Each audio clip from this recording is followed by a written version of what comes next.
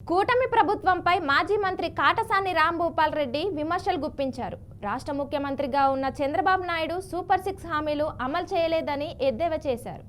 అందుకే తప్పించుకునేలా ప్రజలను మభ్యపెడుతున్నారని ఆరోపించారు. కూటమి పాలనలో అంతా నష్టమే అంటున్న పాణ్యం మాజీ ఎమ్మెల్యే కాటసాని రాంభూపాల్ రెడ్డితో మా ప్రతినిధి బస్వరాజ్ ఫేస్ టు ఫేస్. రాష్ట్ర ప్రజానికాన్ని ఏదైతే కూటమి పార్టీలో ముఖ్యమంత్రిగా ఉన్న నారా చంద్రబాబు నాయుడు అబద్ధాలు చెప్పి అబద్ధపు హామీలు ఇచ్చి మోసపుచ్చి ఈరోజు ఏదైతే సంక్షేమ పథకాలు అమలు చేయడానికి చేత కాదని చేతులెత్తిన పరిస్థితిలో కర్నూలు నంద్యాల జిల్లా పాండ్యం నియోజకవర్గం మాజీ ఎమ్మెల్యే వైసీపీ మాజీ ఎమ్మెల్యే రాంభూపాల్ రెడ్డి గారు స్పందిస్తూ ఉన్నారు. ఆయన స్పందన ఏంటో తెలుసుకునే ప్రయత్నం చేద్దాం. అన్న చెప్పండి, కూటమి ప్రభుత్వం అంటే సుదీర్ఘ అనుభవం ఉన్న పాలనా అనుభవం ఉన్న రాష్ట్ర ముఖ్యమంత్రి చంద్రబాబు నాయుడు ఈరోజు ఏదైతే సంక్షేమ పథకాలు కాదు అని చెప్తా ఉన్నాడు, మీరేమంటారు? ఇప్పుడు అనుభవం కాదు ముఖ్యం, ప్రజలకు సాయం చేసే దానగుణం ఉండాలి. అది లేదు చంద్రబాబు నాయుడు దగ్గర. ఎంత అనుభవం ఉండి ఏం చేయాలి చెప్పు? ఉమ్మడి రాష్ట్రాలలో 9 సంవత్సరాలు ముఖ్యమంత్రిగా, ఈ రాష్ట్రం విడిపోయినాక 5 సంవత్సరాలు మళ్ళీ ఇప్పుడు ముఖ్యమంత్రి. ఎలక్షన్ల ముందర లేనిపోయిన హామీలలో ఇవ్వడం జరిగింది.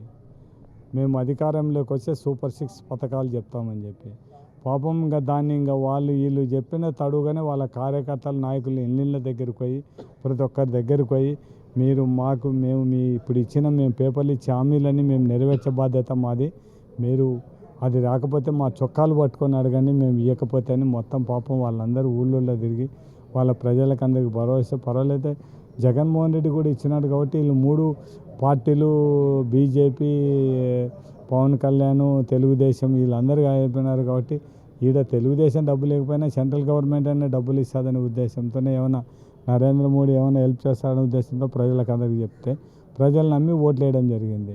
ఇప్పుడు ఆ రోజు ఈ రాష్ట్ర ఆర్థిక పరిస్థితి బాగలేదు, ఇవ్వలేరని ప్రతి ఒక్కరు మాట్లాడితే నేను సంపద సృష్టిస్తాను, మీ మాదిరి కాదు, నేను ఇస్తాను అని చెప్పింది ఆయనే. మనం ఏం మాట్లాడలేదు, మొత్తం అన్నీ మాట్లాడి ఇప్పుడు తప్పుకుంటే ఏం చేస్తాం చెప్పు? అనుభవం కాదు ముఖ్యం, దానగుణం ఉండాలి. ఆ దానగుణం చంద్రబాబు నాయుడు దగ్గర లేదు.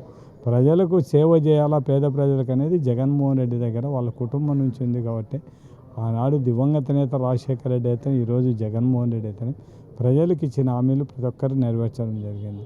అబద్ధాలు చెప్పి ఓట్లు వేయించుకోకూడదు అనేది జగన్మోహన్ రెడ్డి ఉద్దేశం. అందుకే చేతగాని హామీలను గురించి ఏం మాట్లాడకుండానే మేము ఎలక్షన్లలో అంతా ఓడిపోవడం జరిగింది. సంపద సృష్టించి ఇస్తాను, ప్రజలు అర్థం చేసుకోవాలి, రాష్ట్ర బడ్జెట్ చాలా లోటు ఉంది అని చెప్తా ఉన్నాడు. అంటే ఎప్పుడు సృష్టిస్తాడు, ఎప్పుడు ఇస్తాడు? మీకు అట్టగాది, రాష్ట్ర బడ్జెట్ లోటు ఉండేది ముందు ఎలక్షన్ల ముందర తెలియదా? ఎలక్షన్లు అయిపోతేనే మేము ఇస్తామని చెప్పినప్పుడు అంటే ప్రజలు మోసం చేయడానికి కాదా? ప్రజలు మోసం చేసి ఓట్లు వేయించుకొని ఈరోజు మాట్లాడితే ఎట్లయితుంది? నువ్వు ఎలక్షన్ల కంటే ముందు నేను ఇవన్నీ కూడా పథకాల హామీలు నేను నెరవేరుస్తాను, సంపద సృష్టించిన తర్వాత మీకు డబ్బులు ఇస్తానని చెప్పి నేనంటే రైట్, ఓకే. ప్రజలు నేను గెలిచిన వెంటనే మీకు ఇస్తానని చెప్పి ప్రజలు మోసం చేయడం కదా ఒక విధంగా. ఇదంతా చౌకబార్ రాజకీయము, ఓట్ల కోసం అబద్ధాలు చెప్పడం. అధికారం వచ్చింది 5 ఏళ్ళు, మళ్ళీ మమ్మల్ని ఏం పెరకలేరు, తర్వాత 5 ఏళ్ళ తర్వాత చూస్తాము అనే పరిస్థితిలో ఉన్నప్పుడు ఎవరు ఏం చేయలేరు.